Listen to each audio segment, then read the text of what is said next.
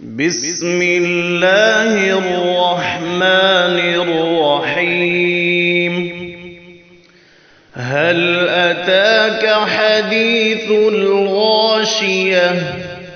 وجوه يومئذ خاشعة عاملة ناصبة تصلى نارا حامية تسقى من عين آنية ليس لهم طعام إلا من ضريع لا يسمن ولا يغني من جوع.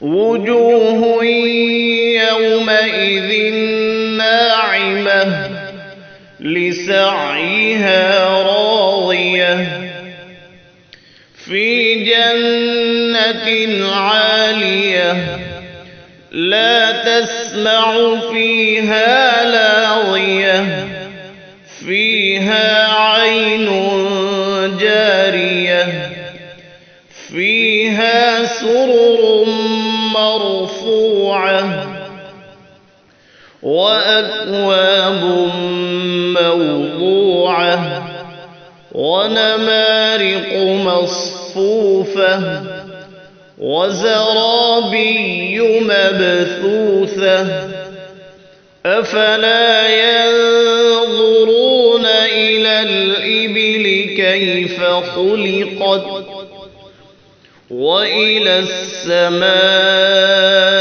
كيف رفعت وإلى الجبال كيف نصبت وإلى الأرض كيف سطحت فذكر إنما